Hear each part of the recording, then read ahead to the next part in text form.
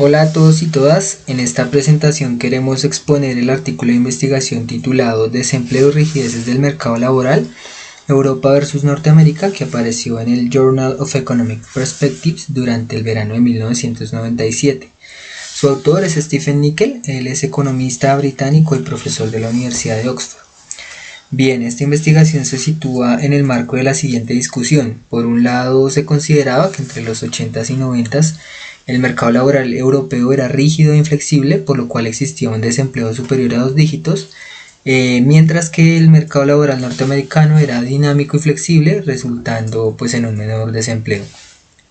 Nickel dirá que esta idea es parcialmente cierta, al ver que hay países europeos en los que las llamadas rigideces no necesariamente alimentan el desempleo, sino que más bien ayudan a reducirlo, pero esto propone diferenciar las características del mercado laboral que causan el desempleo pues de las que no lo hacen. El autor comienza con una suerte de advertencia, dice más o menos que con fines analíticos, en algunos casos es útil agrupar a todos los países europeos, pero en otros no. Para este estudio es inconveniente porque encuentra muchas diferencias entre los países del viejo continente. Incluso estas diferencias son más marcadas entre los mismos países europeos que entre los promedios de los subcontinentes, es decir, entre Europa y Norteamérica. Por esa razón, en la primera parte del paper trata como de encontrar las diferencias entre los países al respecto del desempleo y otros aspectos asociados como a la movilidad laboral y de los trabajadores y la flexibilidad salarial. Para esto pues expone 4 medidas que se han utilizado para abordar el desempleo, mostrando sus principales resultados. Entonces, bueno, la primera de ellas es la tasa de desempleo, la cual se muestra en la tabla 1.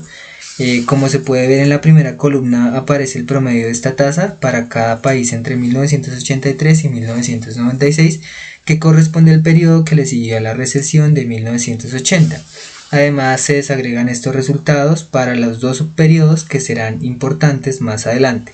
Esta primera tabla pues de alguna manera muestra la enorme diferencia entre los países europeos de las que nos hablaba el autor antes, en la que por ejemplo Suiza solamente tiene un 1.8% de tasa de desempleo, Dinamarca asciende a 9.9% y España tiene 19.7%. Otro resultado es pues que cerca del 30% de la población de los países europeos se desenvuelven en mercados laborales que tienen tasas de desempleo menores a las estadounidenses. Y pues esto interpela un poco la idea que se planteaba al principio. Un resultado que también es interesante es que los países europeos con las menores tasas de desempleo, piénsese por ejemplo en Austria, Portugal o Suiza, no se caracterizan principalmente por tener mercados laborales flexibilizados.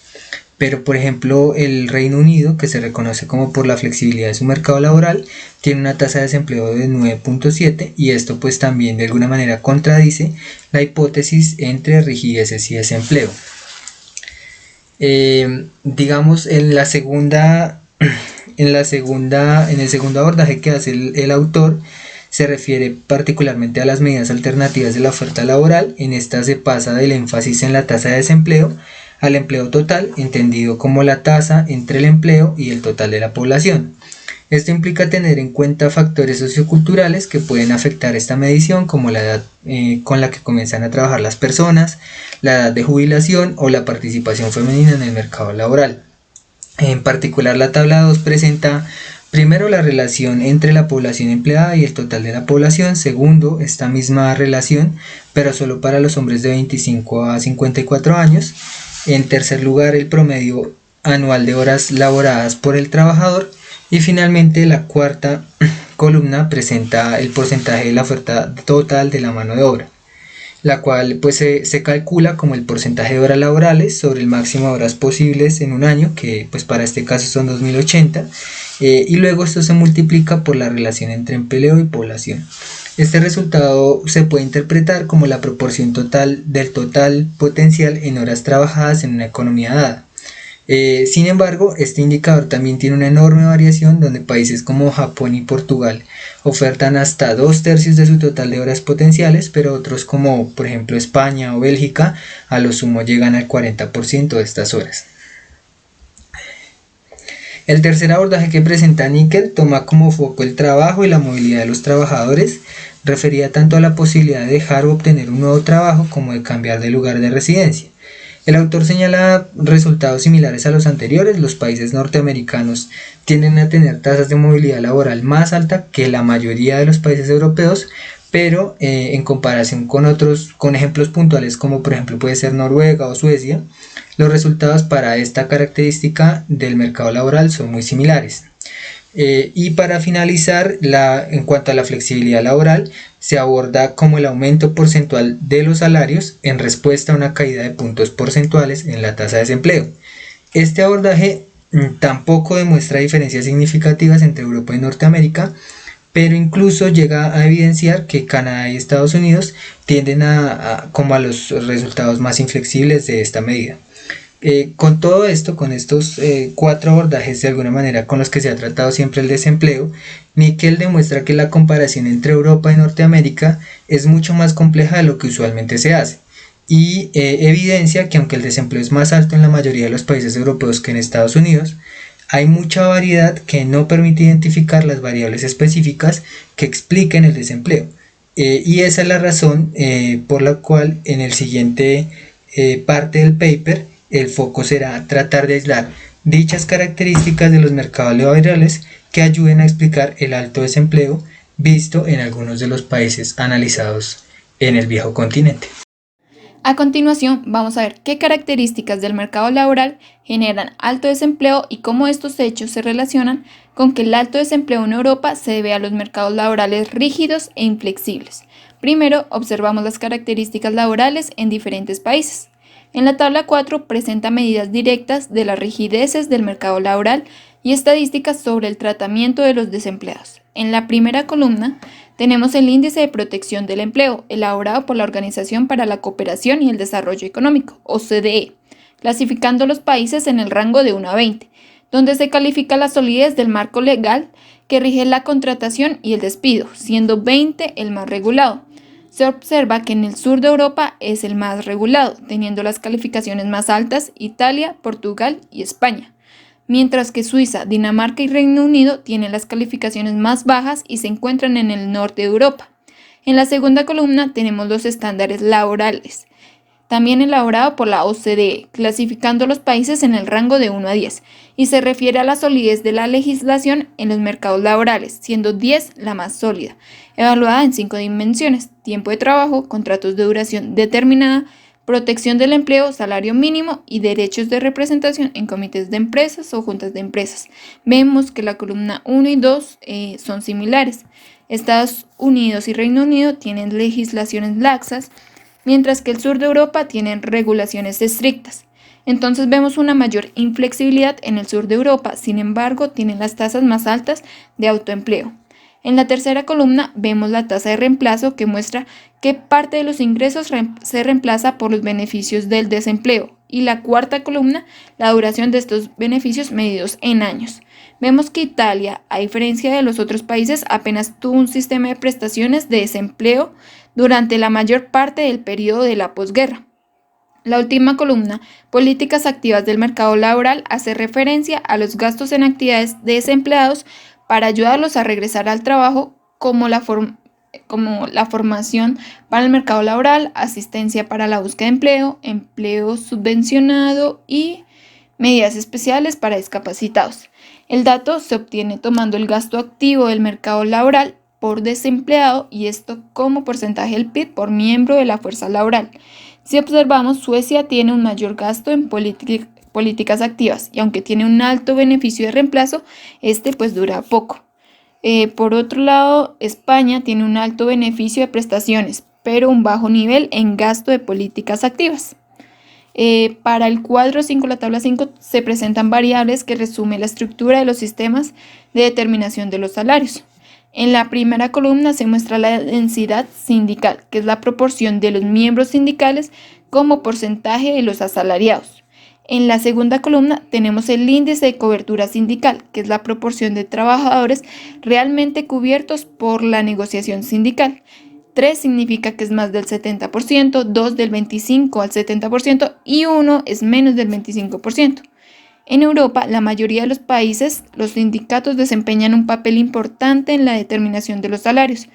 y vemos que las negociaciones salariales sindicales en gran parte determinan los salarios de los trabajadores que no forman parte explícita del sindicato.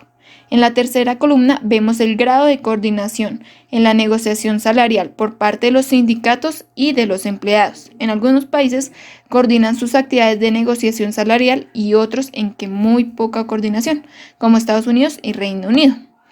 En las últimas dos columnas tenemos la carga fiscal sobre el trabajo.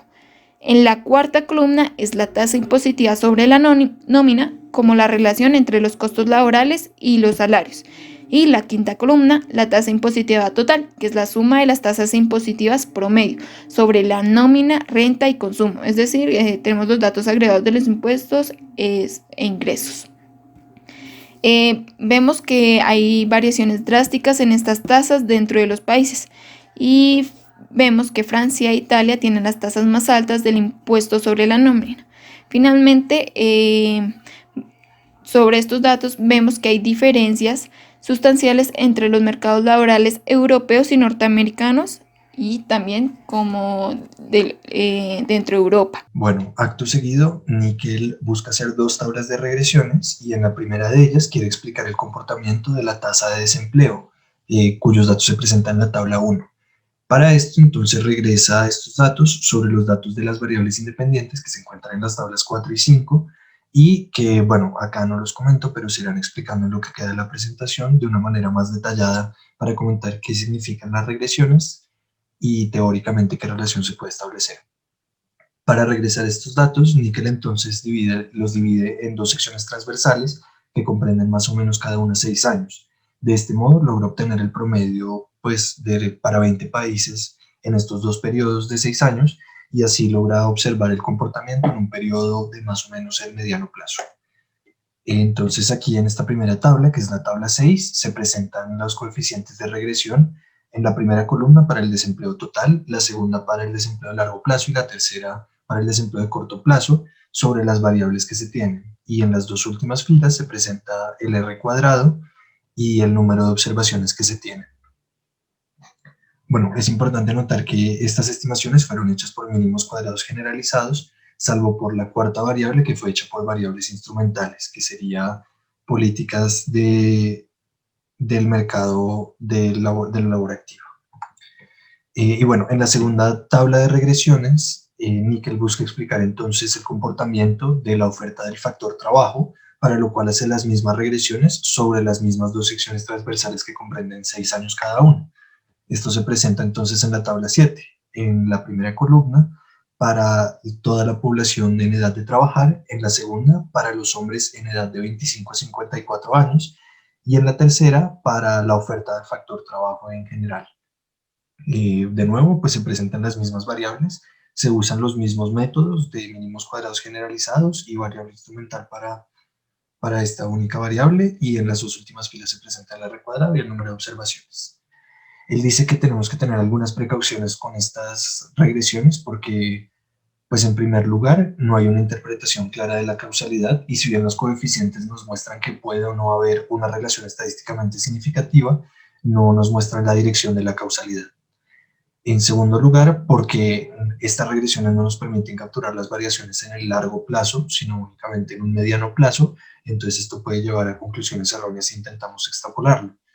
Y en tercer lugar, por factores exógenos que pueden estar afectando el comportamiento de la oferta del factor trabajo o del desempleo y que no se observan en las instituciones del mercado laboral. Bueno, Níquel también explica que él toma los datos de 1980 y 1990 porque, bueno, habían muchos países, pues digamos que tenían instituciones laborales similares en distintas épocas, como era el caso de los 1960, pero en 1970 estas instituciones determinaron las respuestas que dichos países tuvieron a los shocks que hubo durante esa época. En 1980 y 1990, estas respuestas tienen una persistencia y asimismo permiten evidenciar cuáles son esas instituciones del mercado laboral y permiten entonces evidenciar cómo están afectando el comportamiento de las dos variables de interés. Entonces, estas instituciones del mercado laboral se toman de 1970 en adelante, específicamente para el periodo de 1983 a 1994, perdón. más o menos. Entonces, la primera regresión que él halla son las de las rigideces directas, perdón. Entonces, en un primer lugar, él analiza la protección al empleo, que es un factor que se considera que pues aumenta el desempleo porque las empresas contratan menos debido a que sube el costo de la labor. Sin embargo, él halla de que gran parte de este costo es asumido por los salarios en el largo plazo y entonces no hay una correlación significativa con el desempleo de largo plazo. El segundo factor son los costos de ajuste al empleo, que reducen los tránsitos al desempleo en el corto plazo, porque las empresas pues van a tener más costos para despedir personas y para contratar nuevas, entonces se abstienen de despedir gente. Y reduce también el tránsito al empleo en el largo plazo, porque por lo mismo las empresas se abstienen de contratar más gente. Pero estas dos tendencias opuestas se cancelan en el largo plazo, por lo que no afecta la tasa de desempleo. Y el tercer factor es la protección al empleo, sobre la que tiene una correlación significativa con menor oferta del factor trabajo. Pero esto se debe a que en varios países del sur de Europa, las mujeres que no trabajan mientras que los hombres trabajan más, y estos mismos países tienen una mayor protección al empleo. Entonces, la hipótesis que aventura el autor es que estos países tienen un factor cultural que causa que tanto las mujeres no trabajen, que por lo mismo los hogares se dan más vulnerables ante la pérdida de empleo de los hombres y por eso hay mayor protección. Siguiendo con la exposición, tenemos el trato a los desempleados. El trato a los desempleados tiene que verse por medio de dos aspectos en cuanto a dos tipos de política que se tiene. La primera es una política de pasivo, en donde consiste en el pago de subsidios a las personas desempleadas.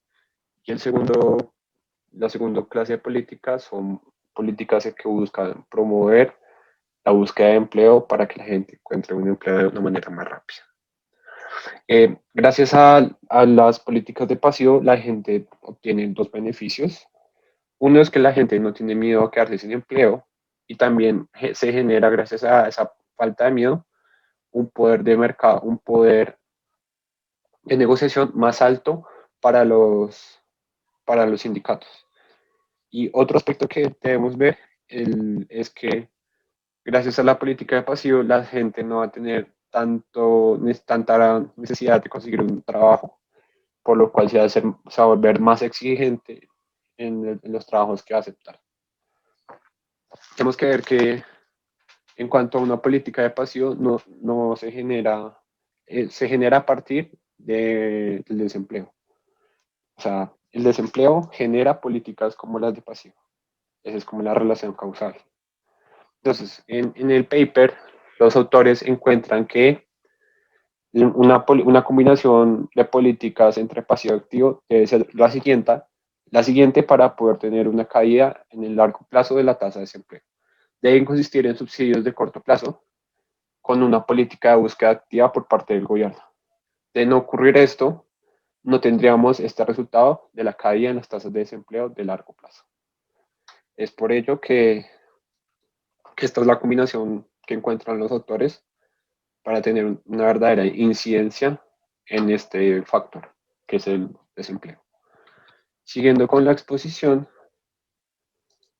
tenemos la determinación de salarios y los sindicatos.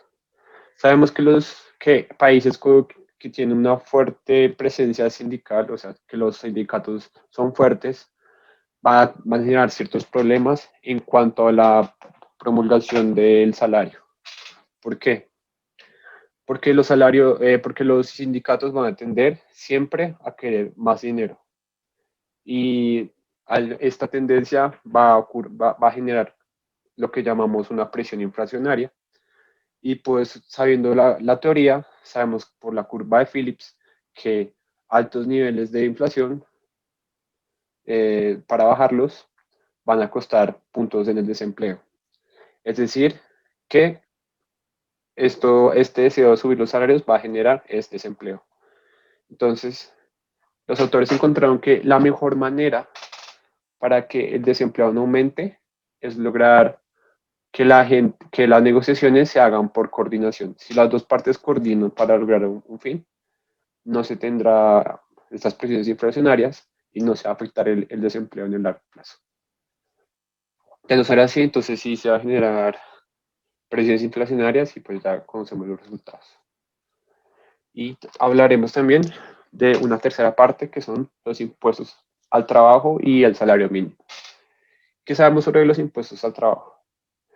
Un impuesto a la nómina por sí solo no va a afectar el desempleo, porque se tiene la tendencia a creer que si bajo el impuesto a la nómina la gente va a contratar más, pero los autores encontraron que esto no es cierto.